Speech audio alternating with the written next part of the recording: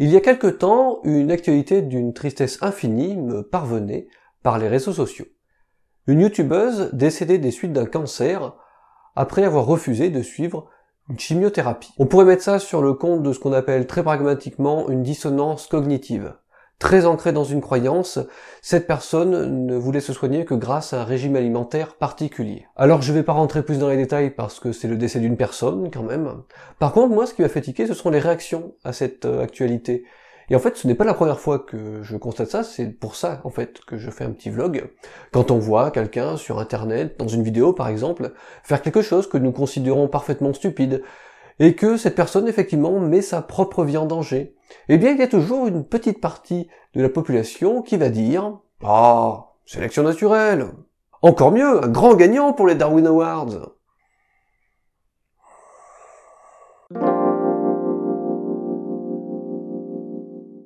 Contrairement à ce que l'on pourrait penser, mettre Darwin à toutes les sauces ne rend pas plus intelligent. Premièrement parce que Darwin n'explique pas tout, et ensuite parce qu'il faut encore expliquer correctement ce qu'il a raconté, papy. Et c'est ce que je vais tenter de faire à travers ce petit vlog. Et j'insiste sur le tenter, je suis pas non plus un grand connaisseur de la théorie de l'évolution, voilà, donc il n'est pas question de vous faire la morale, ni d'engendrer un quelconque conflit. On est plutôt ici sur la chaîne, vous connaissez un peu maintenant l'ambiance ici, on est plutôt sur la ligne de la pédagogie, j'ai envie de dire. Puis ben voilà, de toute façon on fait tous des erreurs, et puis on fait tous des abus de langage de genre, donc c'est pas non plus dramatique. Au contraire, c'est l'occasion pour moi de faire un petit sujet de vidéo comme ça. Lorsque l'on cite la sélection naturelle, quand on voit quelqu'un qui, sous l'emprise d'une impulsion que certains considèrent stupide, se fait mal, ou pire, eh bien on commet une petite erreur. Celle de penser que le fait que cette personne soit passée de vie à trépas, finalement, c'est la sélection naturelle qui s'applique. Bah oui, il avait qu'à pas être con, hein. On valorise alors un raccourci, une phrase très célèbre que vous connaissez certainement, que vous avez déjà entendue et peut-être même répétée lorsqu'on vous a demandé d'expliquer ce qu'était la sélection naturelle. Cette phrase est la suivante. La sélection naturelle est un mécanisme qui consiste en la survie du plus apte. Faux.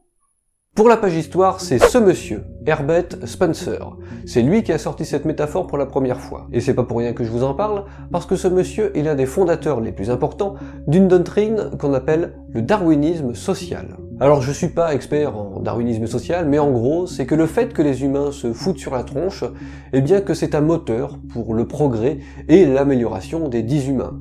Dans le concret, ça passerait par des décisions comme arrêter de s'occuper des pauvres et faire la charité, et certainement en extrapolant un petit peu, de s'occuper des handicapés et de soigner les maladies génétiques. On peut imaginer aussi tout un pendant raciste de cette doctrine, pour peu qu'on trouve cool que certaines populations d'humains eh bien, prennent le dessus sur d'autres populations d'humains. Sauf que voilà, ce truc-là, du plus fort qui survit et puis on élimine les autres, ça n'a rien à voir avec la sélection naturelle de Papy.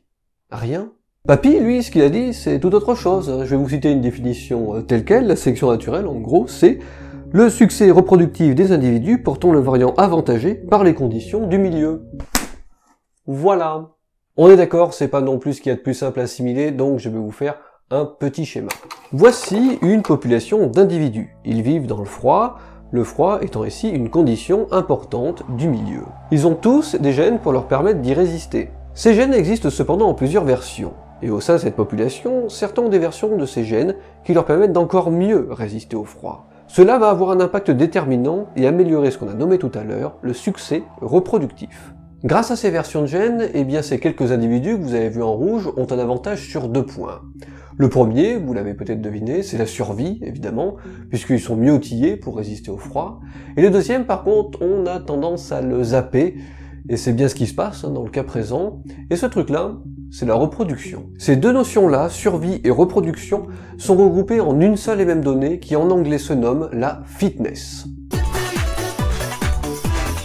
En gros, si vous vivez très longtemps et que vous faites plein de marmots grâce à vos beaux gènes ultra cool, eh bien vous avez une excellente fitness. Bravo! Alors attention, un détail qui a son importance, si les conditions du milieu changent, que la température grimpe par exemple, eh bien peut-être que les versions du gène qui étaient alors avantagées eh bien, ne le seront plus. Ça signifie quelque chose de super important, cela signifie qu'il n'y a pas une version de gène qui est meilleure par rapport à une autre. C'est la condition du milieu qui engendre l'avantage. Pour en revenir à la reproduction, eh bien elle sera facilitée par ces versions de gènes qui sont plus adaptées à la situation. Et donc les individus concernés eh bien, auront plus de chances de faire du sexe et donc de transmettre à la descendance ces versions de gènes. Et à terme, eh bien peut-être que ces versions de gènes envahiront toute la population, parce qu'elles auront été sélectionnées. Parce que dans sélection naturelle, il y a quand même un des deux mots qui est super important, c'est sélection. Voilà. Et oui, c'est marqué dans le titre depuis le départ. D'ailleurs, vous pouvez jeter un coup d'œil au site des Darwin Awards, donc ce site récompensant des personnes souvent décédées d'une façon un petit peu spéciale, c'est de l'humour noir, on appréciera ou pas.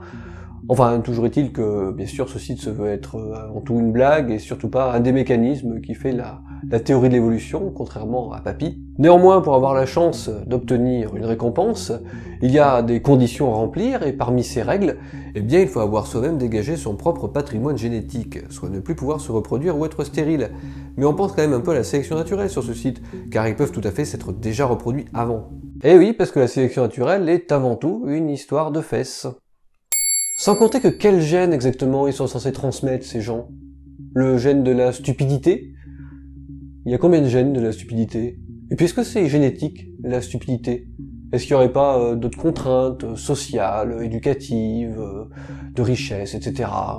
Ouais. Réfléchissez-y, on y reviendra un jour sur la définition d'intelligence. Ça reviendra.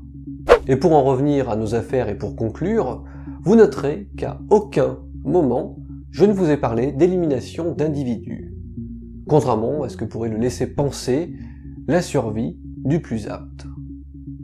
Et pourtant, je vais vous expliquer ce qu'était le mécanisme de la sélection naturelle.